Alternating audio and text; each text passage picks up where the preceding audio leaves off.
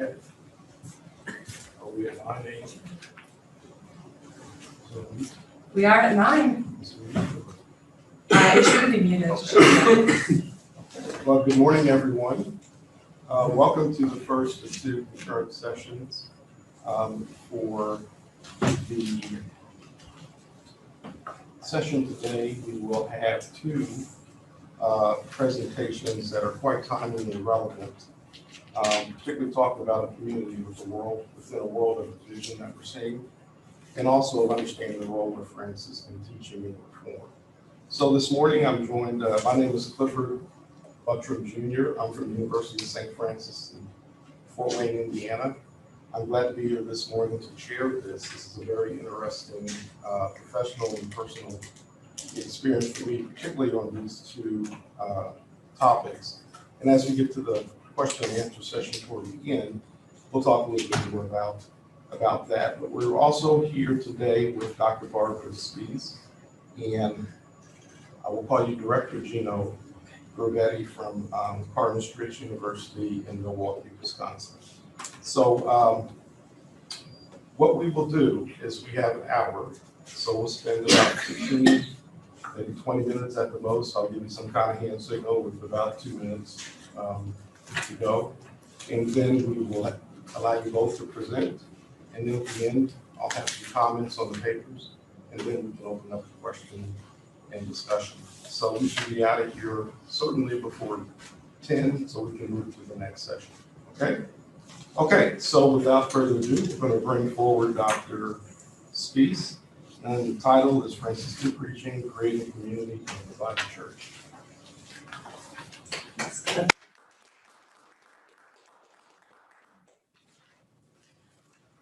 I teach communication at Cardinal Stritch University, and I'm also a secular Franciscan. And so I like to combine things that I'm interested in. And in doing that, I've started examining Franciscan preaching. I've actually been looking at this for several years now. And I started a project where I've interviewed about 70 Franciscans. I've talked to friars who are priests, friars who are brothers, and I've talked to several sisters as well about their preaching in various contexts. I've looked at their preaching in the Sunday homily, in parish missions, in religious education, in retreats, and pilgrimages. And so I use this material every year in teaching a workshop for Franciscan friar novices, and that workshop is held in the fall when they're very early in their novitiate, and it's meant to guide them as they get started in sharing their preaching within their house at the novitiate, but also to external communities as well. So I work with a friar who is the rector of the Basilica in Phoenix at St. Mary's, and that's Father Michael Weldon, who's a Franciscan friar. So recently, though, I interviewed a group of Franciscan friars who are all priests about their preaching during these times of upheaval to kind of get a sense for what are they doing, what have they been doing in these last 2 years, and how has that been different from what they've been doing in the past? Is there any change? Are there any themes going on?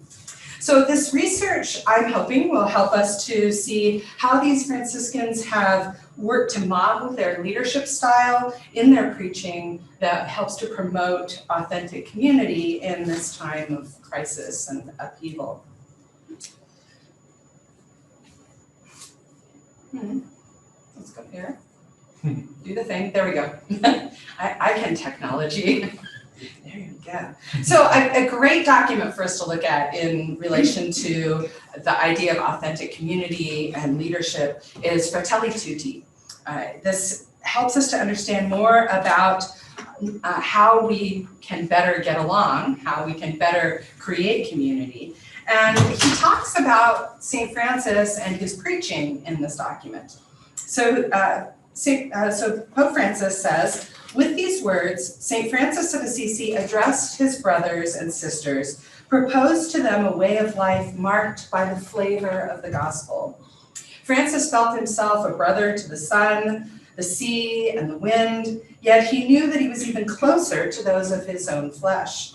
Wherever he went, he sowed seeds of peace and walked alongside the poor, the abandoned, the infirm, and the outcast, the least of his brothers and sisters. Francis did not wage a war of words aimed at imposing doctrines. He simply spread the love of God. I especially love chapter 6 in Fratelli Tutti. It has a lot about social media, which is something that I teach, and it also focuses on guidelines for interacting in a way that helps to promote community and how to avoid breaking relationships with God's people.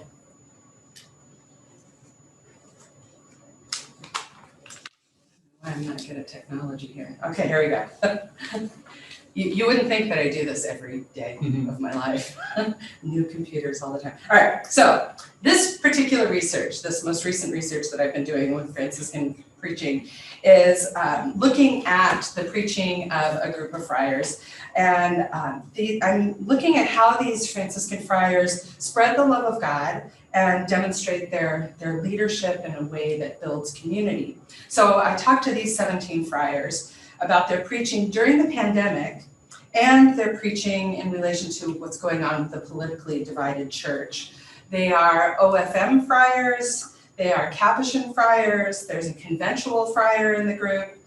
They're serving in 12 states and one other country. We've got Wisconsin and Michigan, Mississippi, California, Texas, Georgia, New York, Massachusetts, Illinois, Ohio, Missouri, New Mexico, and Jamaica. The results of these interviews demonstrate the ways in which these friars have incorporated Franciscan teaching in the practical application of preaching to create a more caring community.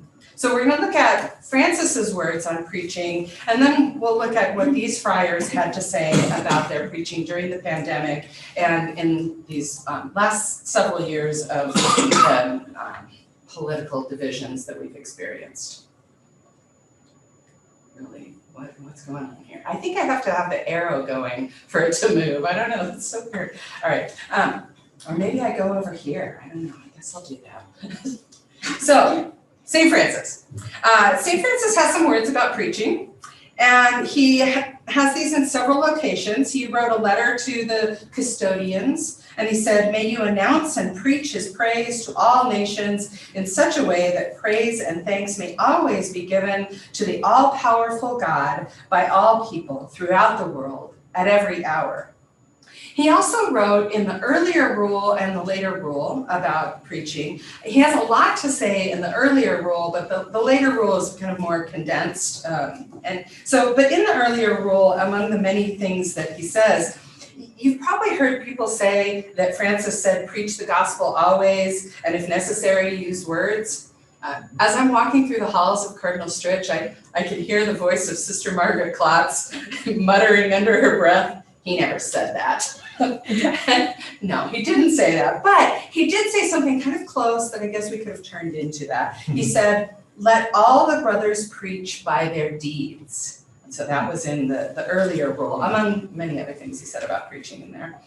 In the later rule, he has some specific directions and things that he expects the friars to do. He says, "I admonish and exhort those brothers that when they preach, their language be well considered and chaste for the benefit and edification of the people."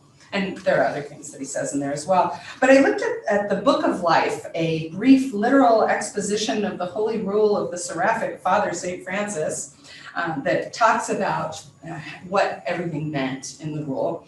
And it says, "In what manner ought the friars minor to preach? Our Holy Father, St. Francis, requires 5 conditions in the preaching of friars minor. The first is that their words should be well considered. That is, they should be composed with due diligence and should not be improvised. They should not be delivered at random or without preparation or deliberation. They should not be novel, suspicious, nor erroneous. Second, they should be chaste, not vulgar, not scurrilous, not idle, not laughter-provoking, not scandalous, but pure, sane, sincere, and honest. The third is that they should be for the edification and benefit of the people, not for the pride, adulation, or profit of the preacher. Fourth is that they should speak to them of vices and virtues, punishment and glory. That is moral matter, and such as arises of making persons lead a good life. The fifth is that they should be made in few words, that their discourses should be concise, not extravagant, not long or superfluous, such as would occasion weariness to the hearers. I especially like that. So let's take a look at what these friars talk about in their preaching. I asked them about any recurring themes in their pandemic preaching, and they talked about the various occasions in which they preached during lockdown and after, and what kinds of things they focused on during this time. So Father Eric Lopez said that Jesus was concerned about everybody, especially those who are suffering, and so should we. Jesus was concerned about justice. Some people have more access to vaccines than others. Some people have more access to resources than others. And some people have more access to food than others. There's something wrong with that. So those are recurring themes. Peacemaking. We are peacemakers. Inclusion. You know, Jesus didn't mean to exclude anybody from anything, and it is a reality in our church. Father Abraham Joseph said, in making sense of the common good, trying to incorporate that in my preaching, saying that it's time to see what's best for the community instead of my preferences. So I try to do that a little bit as possible, and I address the suffering of the people. Father Jack Clark Robinson said, in my house, in my community, during the first 6 months of the pandemic, or even longer, when we were really locked down, all of our homilies became shared homilies. It was only 8 of us in the house, and every morning, our celebration of the Eucharist included a 30 to 40 minute shared homily, and it was really a gift of building community. Father Joachim Studwell said, the reality is the pandemic has not gone. It's still here, and we have an older congregation in the African American community, particularly who are vulnerable, and they wear face masks, not everybody, but most wear face masks. And I choose to wear a face mask because I think that's part of the preaching. I think visuals are important. And the thing about wearing a face mask is that it's not like I'm stuck in June of 2020, but I'm living in December of 2021, and I recognize my congregation feels vulnerable. So the friars in this conversation emphasized the ethical responsibility of wearing a mask and of being vaccinated. They talked about in their preaching how they encourage people to continue to be responsible so that we can continue to come together. And they also talked about isolation and the obligation to reach out to those who feel isolated. Father Casey Cole, who's serving in Georgia, said, I'm in a place that's denying the pandemic and is right in the middle of race battles. You know, there's still all this stuff bubbling up, and I've been preaching justice. Like, you need to take care of your neighbor, and all this matters, and you need to wear your mask. Father Greg Friedman talked about returning to normal, and we keep hearing about returning to normal. He said the biggest theme that the pandemic provides is this notion of going back to what is normal. And I believe that we can't go back to normal in a way of behaving because, first of all, if we look at ourselves as a church or as a community, or as a country, who would say that what we were doing was satisfactory? If that's normal, do I really want to go back to that? One of the big things that happened during the time of the pandemic, he said, was it coincided with movements where people who had been on the outside of society or who had been outcast and that kind of relationship in society, like people of color, were brought back in. So I don't want to go back to the normal before that. I want to be in a world where Black Lives Matter is something that is important. I often have compared it to the idea of rebooting. So you reboot the computer and that should get rid of the junk that, or whatever it was that was causing the problem, and then you take in new learning. So the pandemic has taught us things. Who wants to go back to a time when we really didn't value each other, and as we've learned to value each other during the pandemic? So the friars spoke of the emotions of the community, what the people were experiencing, and how do we get to that through the lens of the reading in the homily.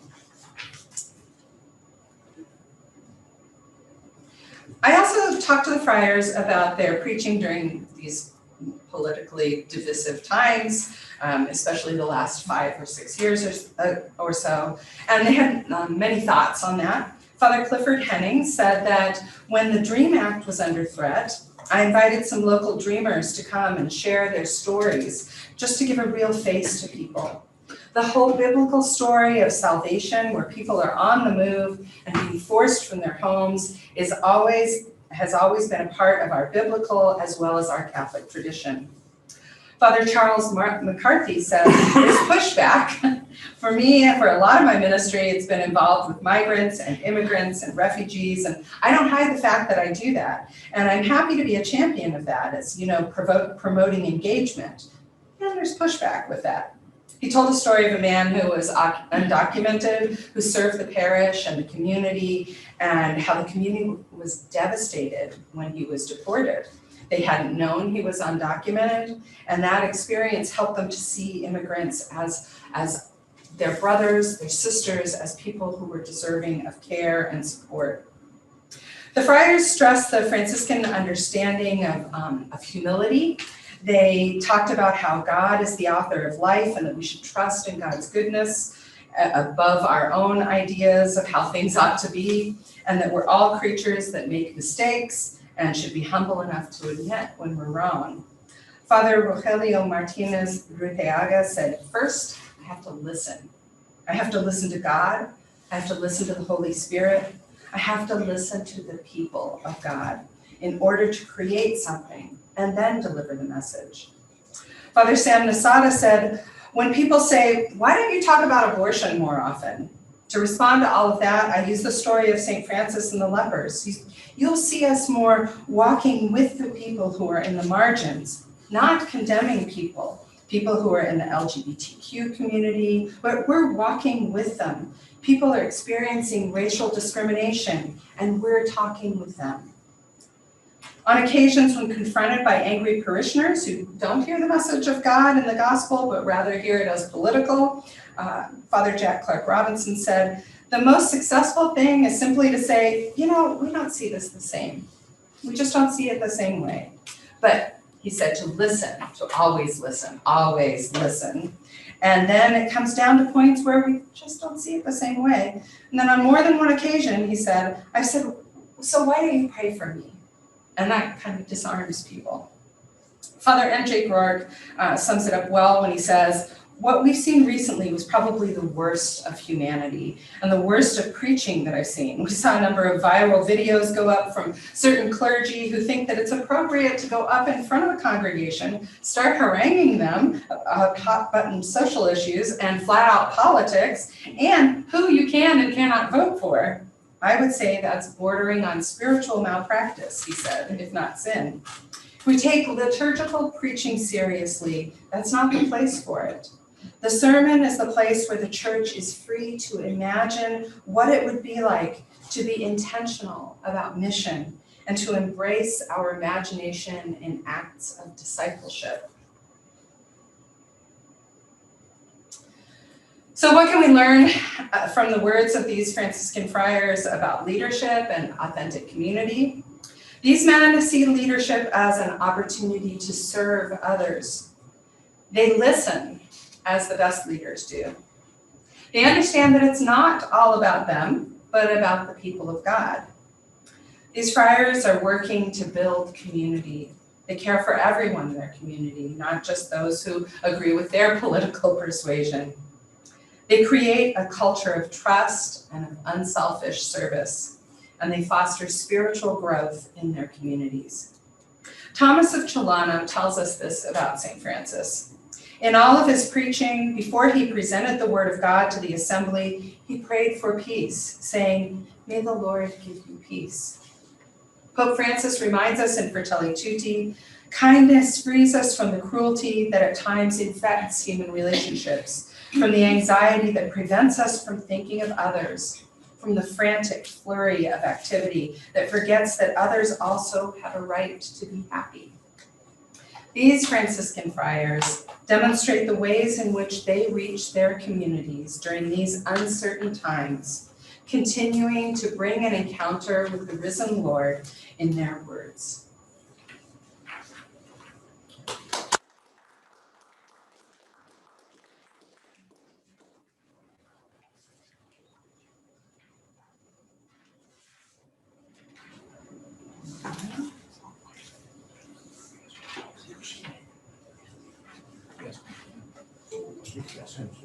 Oh, I got a, thank you very much. He gets a sermon. Appreciate it. Joe knows the rules, but he doesn't. I don't know the rules. Well, listen.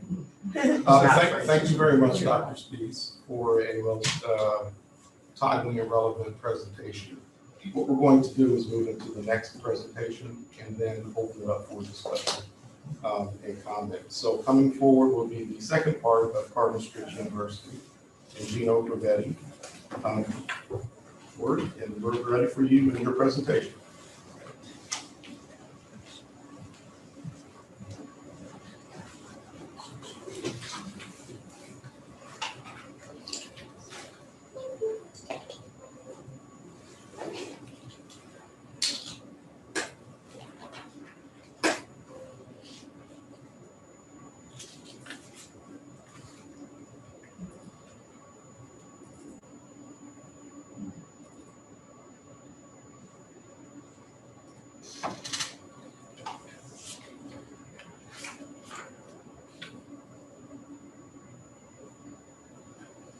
Is there a way to make this Yeah, it was, Swap. Oh, just, yeah, there you go. right, swap that?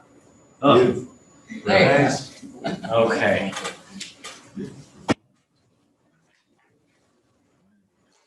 Tremendous, thank you very much. Good morning, everyone. It's a real great joy to have this opportunity to give what I would consider my first formal academic presentation here at St. Bonaventure University, which is the first Franciscan university in the United States.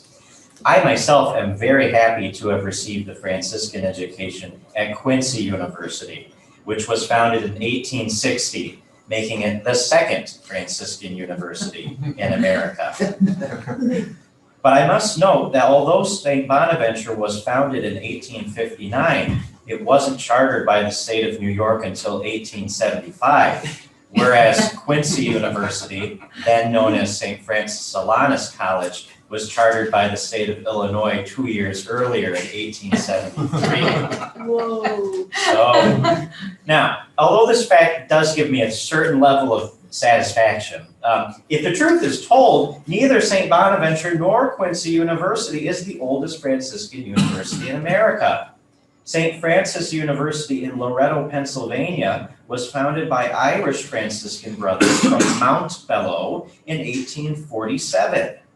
And those same brothers founded a second school, St. Francis College of Brooklyn, in 1859.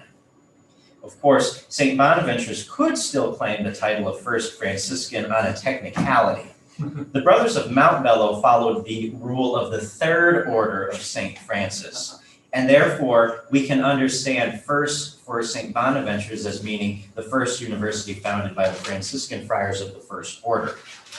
But even then, at the time that St. Bonaventure and Quincy were founded, both groups of Franciscan friars belonged to different branches of the First Order. Father Pamphilo di Magliano and the Italians were from the Riformati branch, whereas the German friars from Saxony, who migrated to Western Illinois during the Kulturkampf, belonged to the Recollect branch. Further complicating matters is the fact that Pope Leo XIII decreed the unification of 4 branches of the Friars Minor into one entity, which he named the Orders of Friar Minor. Now, this choice of name caused considerable consternation because the other 2 groups of Friars Minor, the Conventuals and Capuchins, wondered, have we just been downgraded?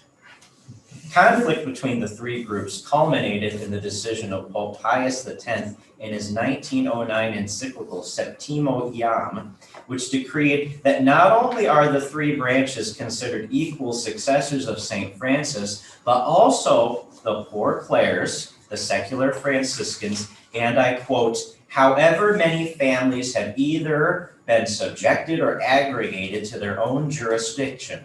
The same all rightly stand in the perpetual line of their predecessors from the seraphic father himself. That's Septimo Iam, number 6. Why do I share all of this? The history of Franciscan Reformation is infamously complicated.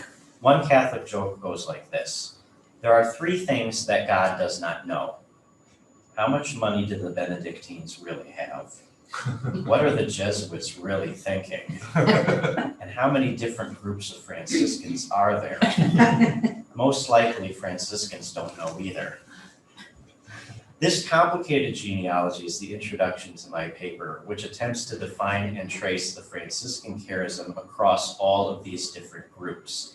This is important because we are all confronting a future without the large numbers of Franciscan religious men and women who we have been used to. At our own Cardinal Stritch University, we have one full-time sister on our staff left. All of the 22 member schools of the Association of Franciscan Colleges and Universities will share this challenge, some sooner, some later. This means that it is the responsibility of lay leaders to fulfill the call of the Second Vatican Council to appropriate the charism that they have been gifted and to take it into the future. However, further challenges threaten the future of Franciscan education in America, and I'll be going through those next. I think we're all aware that in the past few years we've been hearing of a higher education apocalypse. Demographic and enrollment and economic declines are placing enrollment and financial strains on institutions that are primarily located in rural or marginalized communities. However, I'm going to suggest that internal dysfunctions, which are concomitant with organizational decline, is the single most serious threat to sustaining the Franciscan mission in education. Internal dysfunctions are generally manifest in 2 forms: either problems caused by organizational decline, for example, misguided leadership, maintenance-focused management, turnover of employees, misplaced funding priorities, and so on. These problems are generally solvable by competent technical leadership. The more fundamental problems are caused by a failure to understand the mission of the institution, which animates all aspects of what it does. Like a body without a soul, an organization without a mission is a dead man walking.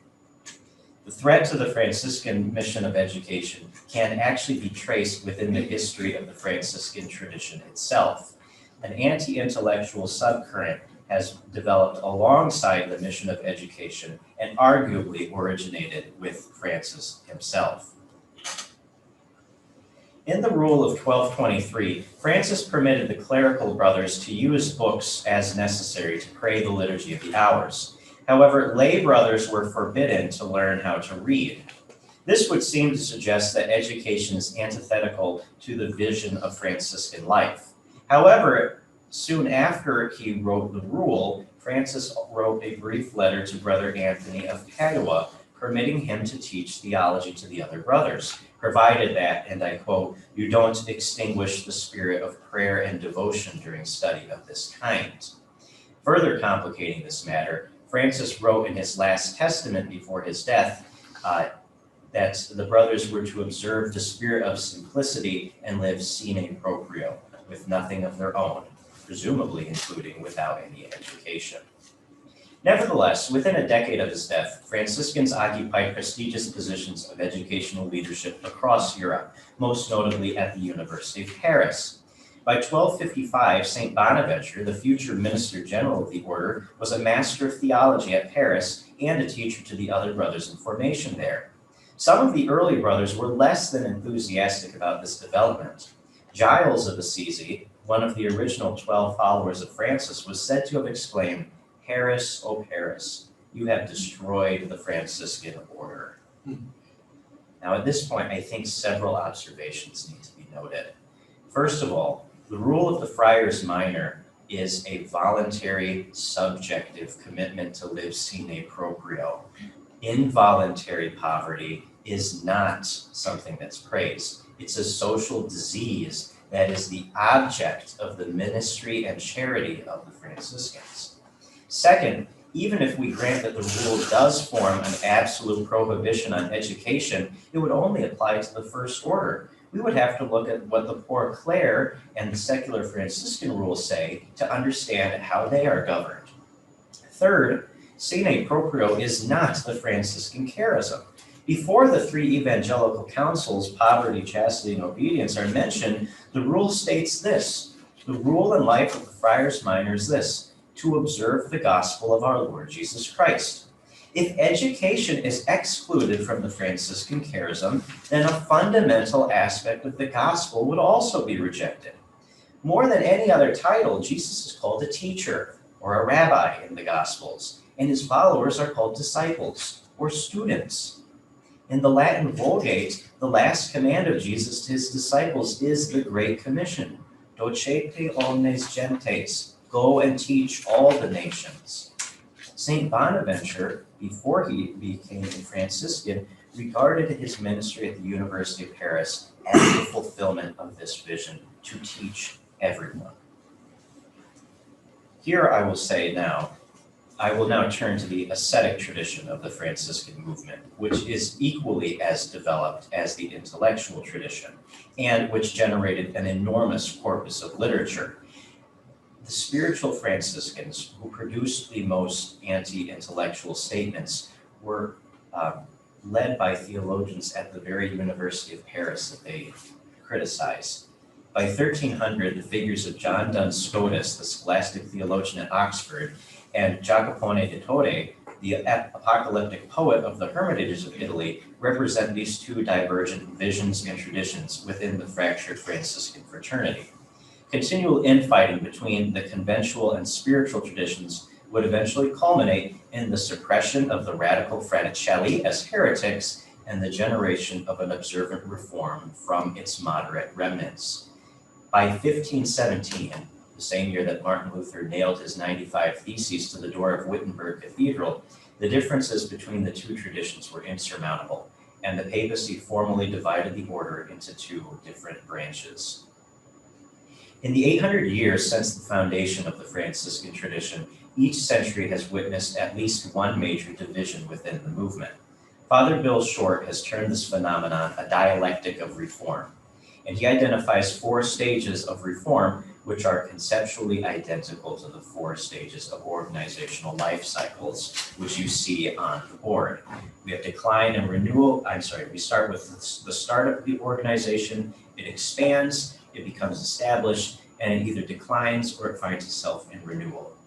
In the Franciscan tradition, what happens? We have the inspiration of the order, it becomes routinized, there's dissatisfaction, and then the order is reformed into a new entity.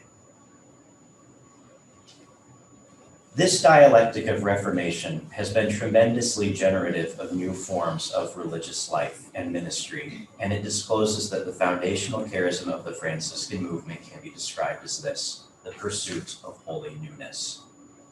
An authentic community is one that's marked by the coherence of the mission and ministry of its members in both individual and institutional life. Just as continuous conversion describes the individual spirituality of a Franciscan, the tradition of innovation describes the animating life of Franciscan institutions. Therefore, the authentic Franciscan institution is one that discerns and embraces holy newness. Now, you have to go back to the slide. Organizational decline is marked by the disintegration of mission and ministry. In his study of organizational decline, How the Mighty Fall, Jim Collins identified 5 stages in the progress of organizational decline. While decline is inevitable, turnaround is theoretically possible at any stage prior to the dissolution of an organization. Furthermore, recovery and renewal always involves a creative return to the mission of the institution.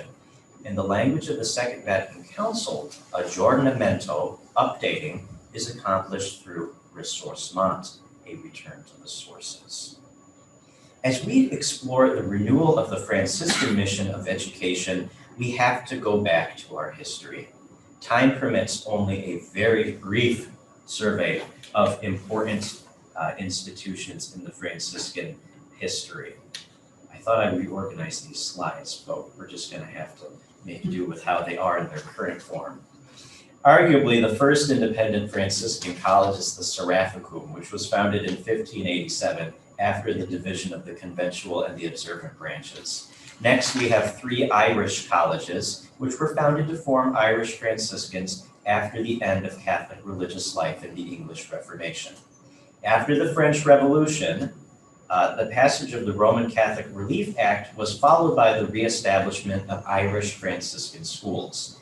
The brothers who were teachers at those schools followed the migrants to America during the potato famine, and hence we've come back to the beginning of my talk, the foundation of the first 2 Franciscan universities in the United States by Irish brothers.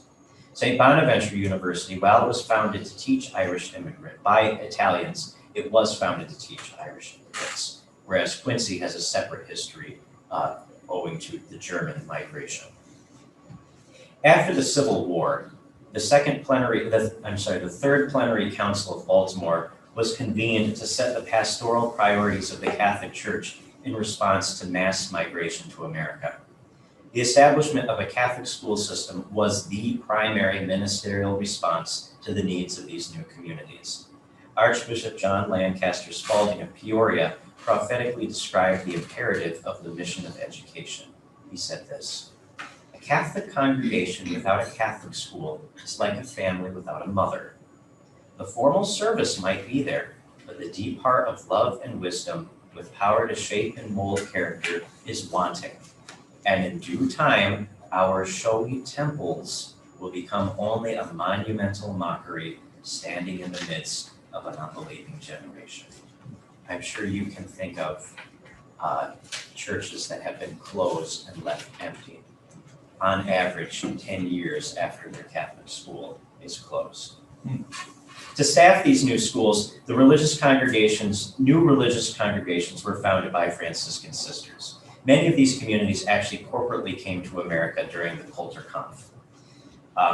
Many bishops opposed the maintenance of parochial schools and simply left the decrees of Baltimore III untranslated from the Latin.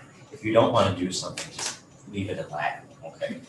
It wasn't until the Code of Canon Law in 1917 mandated the support of Catholic schools that we saw what we now experience as the universal phenomenon of Catholic schools all across our nation.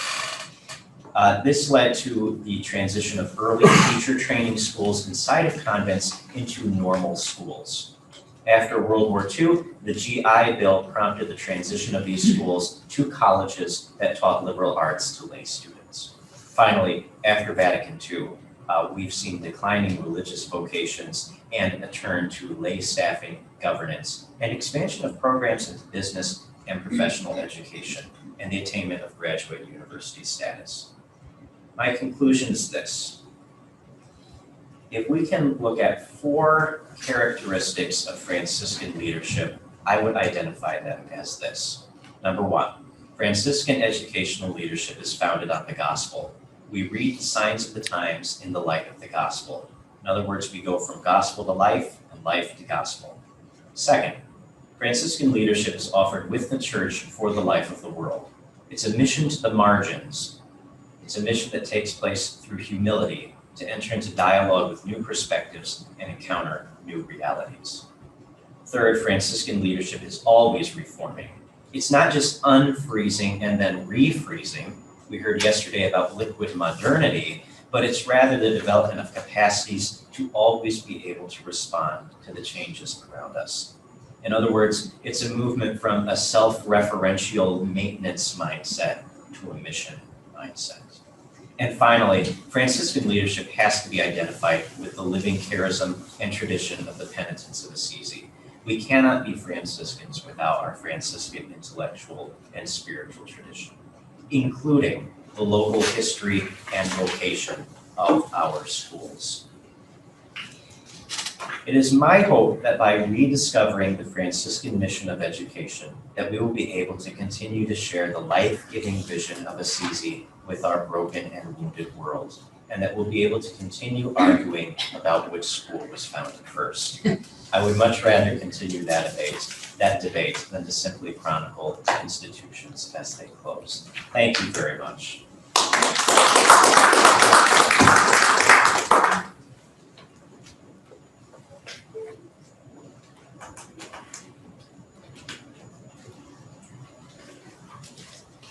Thank you, Director Gurvetti. We have about 15 minutes for discussion before we move to the next session. Let me start by taking maybe 2 or 3 minutes to talk about both papers in a broader perspective, and then of course open it up to questions and discussion for everyone. So interestingly, last night, listening to the presentation last night, learning a new term called nanophobia, if I have that correct. But if you combine that with anything you can term our perilous times, and what you get when you put those two together, really is a complete divide of where we are in a society.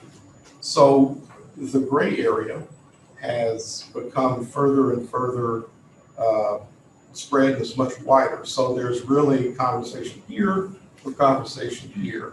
There's no room for conversation in the middle. Dr. Speets, I think what you presented this morning in your presentation and interview with the Friars, there's something you wrote here on the sheets I have. Recently, I interviewed 17 Franciscan friars about their preaching during the pandemic and to a politically divided church. A politically divided church equals a politically divided populace. And a politically divided populace can equal a politically divided organizations anywhere. And I think this was a very timely and relevant type of interview coming out of 2 years of COVID and trying to reach a new normal, if that's even a term anymore. This political division, as you speak, the division that we've seen and all experienced, it's been here for a long time. It seems that COVID may have exacerbated a lot of rocks over that were already, these problems that were already here. But the interviews that you have actually are excellent from a ground level view from what the student and what the populace needs to hear. Now on Gino, this was I think a 3-part presentation. So it's part historical, part comparative, but then we put together at the end, it's really applicable. It's applicable to what is really needed in our society. So the title is Let Us Begin Again. Rhetorically, we could ask, is that even possible? Or do we live day to day and hope? And with the interviews and with Let Us Begin Again, if we can actually do this. For both of you, and before I let Mackenzie, I don't want to forget Mackenzie, the graduate student, ask some questions and everyone else. I don't know what you plan to do with your presentations. And I talked to you, you're thinking about having it published. And Dr. Spees, we don't. Yeah, it's meant to go in a book eventually. Okay. That's this summer. But before we open it up, I have an offer for both of you. So at the University of St. Francis, where I am, I'm the MBA and MOL program director, so graduate level business. And we have 2 programs now, actually 3. This fall we'll have 5. So all 5 of those programs have a funnel whereby every student has to take what's called a Franciscan Values and Business Ethics course first. And in that particular 8-week course, it's a combination acclimation to graduate business studies, a little bit of team assignments, but really what we're really talking about is there's an excellent book by Dominic Mealy that we use in our case study ethics. We also have the Business Compendium from the Vatican. And we also have what's really interesting, Cunningham book on St. Francis. So we have a wide range of students that come in. But what's interesting about this course is that we continue to add and improve upon it. And if you're willing, if you're able to put this into some type of recording, a TED Talk, a Gino Talk, a Dr. Speed's talk, and record it, I would certainly like to see that as part of, in addition to our course, because these are two relevant issues, particularly what you were talking about, Gino, the organizational reform and how the models work. That is particularly relevant for this first course. So this is the very first course that graduate business students take, and it's critical, and I think both your presentations would fit right into that course if you're willing to make a recording, and I can help you out with that. We've got teaching and learning services that can do that. So before we open it back up, let me introduce Mackenzie Bush, who's our graduate student junior. I'm a junior, yeah. So she's the co-chair today. So we were gonna have a definition of what the co-chair did, but I tasked Mackenzie at the beginning to at least ask one question from a student perspective about the two presentations. So we have a good 12 minutes for anyone and everyone to ask any questions of Dr. Spees and Gino. And but we're not going to forget you, Mackenzie. So when everything's done, you're going to ask the question. Okay. So we'll open it No up. pressure. Okay. Any questions to the two presenters? I was curious if their homilies related to where they were located. So you mentioned something about abortion, so I'm saying, I'm sure if that was in Texas, it would be a touchy subject. And then in terms of their style of homilies, we have here, for the most part, our friars here, whether they're in the parish, up in the mother house or here on, it comes from the heart.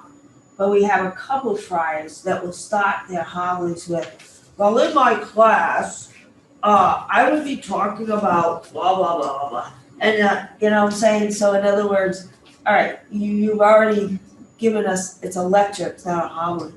But, so I was just curious because I know some provinces have a certain way of, for the friars to begin their homilies, and a lot speak from the heart, from personal experience.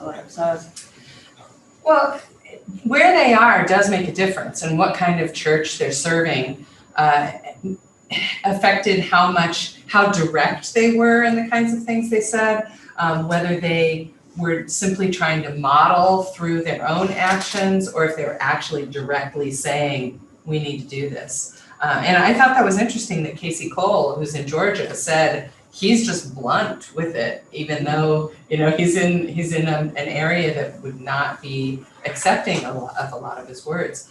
A lot of the friars said they did have people come up to them afterwards and, you know, complain about something. It's funny how we hear something different from what is actually said, and, you know, that was one of their experiences.